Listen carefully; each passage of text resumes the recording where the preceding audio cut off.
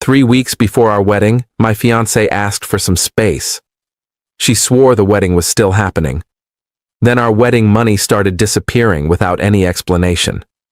I didn't accuse her or ask a single question. Instead, I quietly started connecting the pieces.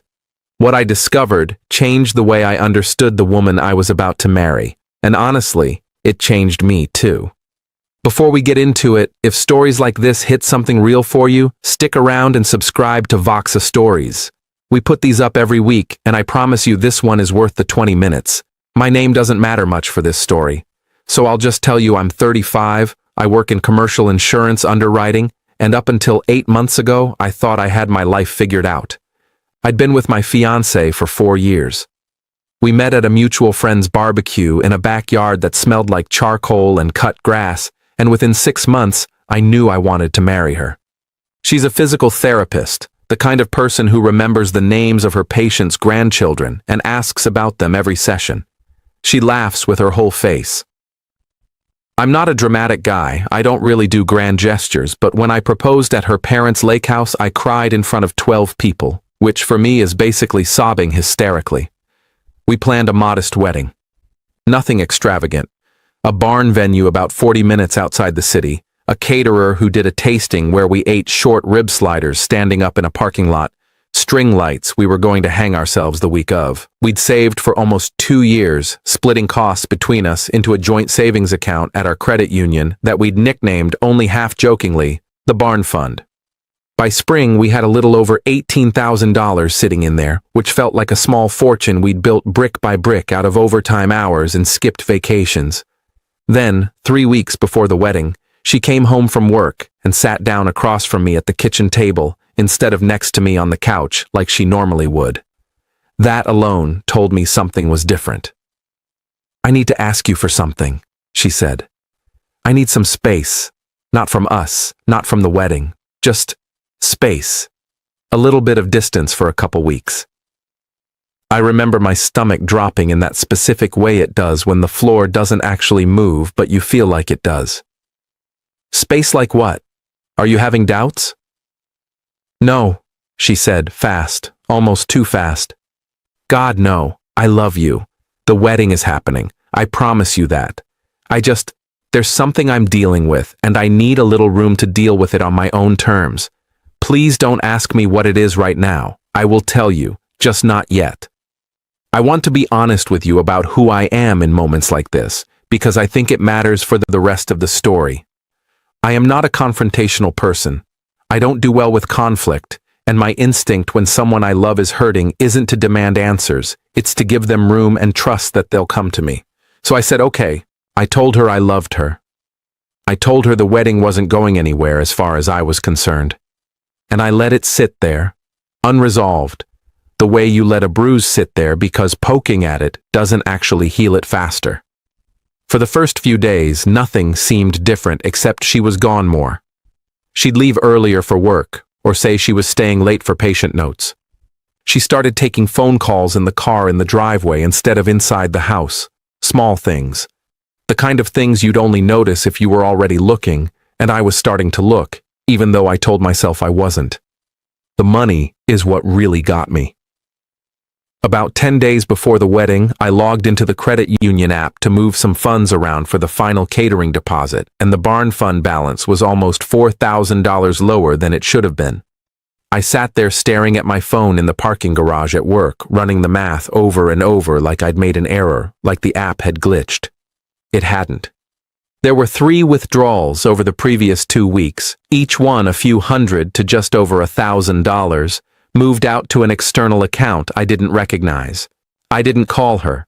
I didn't text her some accusatory paragraph, even though my hands were shaking a little as I typed and deleted about 4 different versions of one. I want you to understand that the version of this story where I confront her in the kitchen and we have a screaming match, that story was sitting right there, available to me, and I chose not to write it. Instead, I did something maybe more unhealthy in its own way. I went quiet, and I started paying attention. That night at dinner, she asked how my day was, and I said fine. And she looked tired in a way I hadn't seen before. Dark circles starting to settle under her eyes, and some part of me wanted so badly to just ask her outright. But I'd already told her I'd give her the space she asked for. So I ate my pasta and asked about her patients instead, and she talked about a stroke patient learning to use a fork again. And underneath the whole conversation, there was this low hum of dread I couldn't turn off. Over the next few days, I started noticing patterns. She'd get a call, glance at the screen, and step outside even in the cold. Once I saw the name on her lock screen for half a second before she flipped the phone over. It just said, Dad, which struck me as strange, because as far as I knew, she and her father hadn't spoken in almost 3 years. There was a falling out before I even met her, something about him leaving when she was in college, something she'd only ever described to me in clipped, closed-off sentences. She'd told me once, early in our relationship, I don't have a dad. I have a man who used to live in my house. She'd made her peace with that absence, or at least she'd built a wall around it, convincing enough that I never pushed. So seeing his name pop up, more than once, was the first piece that didn't fit the picture I was building in my head, which, and I'll admit this, was starting to look like an affair. I hated myself for thinking it. But $4,000 vanishing in unexplained chunks, secretive phone calls, sudden distance 3 weeks before our wedding, my brain, without my permission, kept assembling those pieces into the worst possible shape. I didn't hire a private investigator or do anything dramatic like that. What I did was smaller and, in hindsight, a little embarrassing. I started quietly checking the mail before she got to it. I noticed an envelope from a hospital billing office addressed to her, and I didn't open it, but I remembered the return address. A regional medical center about 2 hours away in the town where I knew, vaguely, that her father still lived. One Saturday, she told me she was going to get her nails done for the wedding and would be gone most of the afternoon. I sat in my car outside a coffee shop 2 blocks from the salon, feeling like a stranger to myself, and I watched her car pass by 20 minutes later, headed the opposite direction of the salon, toward the highway. I followed her. I'm not proud of it, but I needed to know what I was walking into. She drove for almost 2 hours. I stayed several cars back, my hands sweating on the wheel the entire time, playing out 100 different scenarios, none of them good.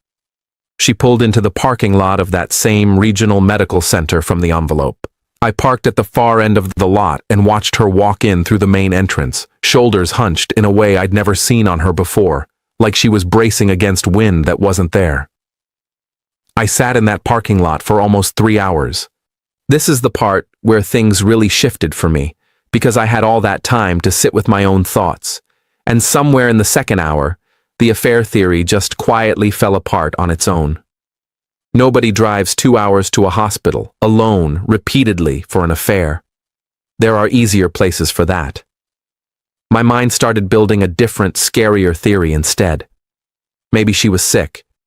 Maybe she'd been diagnosed with something and hadn't told me because she didn't want the wedding.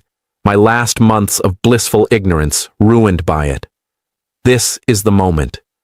If you're listening and trying to guess where this goes, where I'd ask you what you'd have assumed sitting in that parking lot. An affair, an illness, something else entirely. Let me know down in the comments what you'd have thought, because I promise you, what it actually was surprised even me. She came out almost 3 hours later, and she was crying, wiping her face with the back of her hand before she got in the car. I didn't follow her home. I drove home a different way, got there before her somehow, and sat on the couch pretending to read something on my phone while my heart hammered against my ribs. When she came in, her eyes were red-rimmed and swollen. She saw me on the couch and just stopped in the doorway. "Hey," she said, her voice thick. "Sorry, I'm a mess. Allergies, I think." "You don't have allergies in November," I said gently, not accusing, just true. She stood there for a long moment, and I watched something in her shoulders give out like she'd been holding a weight for 2 weeks and simply couldn't anymore. She sat down on the arm of the couch, not next to me, just close enough. "My dad's dying," she said. "He has pancreatic cancer, stage 4. He called me almost a month ago, out of nowhere, and I hung up on him twice before I finally picked up. He wanted to tell me before I found out some other way. He's not asking me to forgive him. He just wanted me to know." I didn't say anything right away. I just reached over and took her hand. I've been driving out there, she continued, almost every other day, sitting with him during chemo. I don't even know why. I think I just didn't want him to be alone, even after everything. And he doesn't have insurance that covers half of what he needs, and he doesn't have anyone else, and I kept thinking, if I tell you, you're going to want to help, and you're going to want to talk about it, and I can't talk about it. I can barely hold it together as it is, and I didn't want our last few weeks before the wedding to be about my dad dying in a hospital 2 hours away. The money, I said quietly. Was that for him? She nodded, and more tears came. I took it out of the barn fund. I know I should have asked you. I told myself I'd pay it back before the wedding, that I'd pick up extra shifts. And I did pick up extra shifts, but it wasn't enough. And every time I tried to tell you, I froze. I felt like the worst person alive, taking money out of our wedding for a man who wasn't there for one single birthday of mine after I turned 16. I don't even know why I'm helping him. I think I just don't want to become someone who lets a person die alone because they hurt me once. I sat with that for a while, and I want to tell you honestly, the relief I felt was so large it almost embarrassed me, because underneath the relief there was grief too. Real grief. For a father-in-law I'd never really gotten to know, and now probably never would. Not properly. You should have told me, I said finally. Not because you did anything wrong by helping him. Because you didn't have to carry this alone. That's the whole point of marrying someone. You don't have to build a wall around the hard stuff to protect me from it. I know, she said. I'm sorry. I wasn't trying to lie to you. I just didn't know how to say it out loud without falling apart completely, and I had a wedding to plan. We talked for hours that night, longer than we'd talked about anything in years, maybe. I told her, eventually, that I'd followed her that day, and I expected her to be angry. But she just laughed, this small, exhausted laugh, and said, I probably would have done the same thing. The wedding didn't happen exactly as planned. We pushed it back 6 weeks, not because either of us wanted to, but because her father took a turn and she wanted to be near him, and I wasn't about to ask her to choose between us on a day that was supposed to be about both of our whole lives, including the messy parts. We downsized a little. We moved the ceremony to a smaller venue closer to the hospital so her father, in a wheelchair, oxygen tank tucked beside him, could be there for the first 20 minutes before he got too tired and had to leave early. He didn't walk her down the aisle. He couldn't. But he was there when she said her vows, and I watched his face the entire time, this stranger to me who I'd built up in my head as a villain for 2 straight weeks, and all I saw was a man who looked like he'd been given something he didn't think he'd get to have. He passed away 4 months after the wedding. My fiancée, my wife by then, held his hand the whole final night. I sat in the hallway of that same regional hospital, in the same kind of plastic chair I imagined she'd sat in dozens of times without me knowing, and I thought about how close I'd come to letting suspicion write the whole story before I ever heard the real one. We used what was left of the barn fund on a small honeymoon instead of a big one, 3 nights at a cabin a few hours north, and honestly, it was better than anything we could have planned before all of this happened, because we spent most of it just talking, really talking, in a way we hadn't before that fall.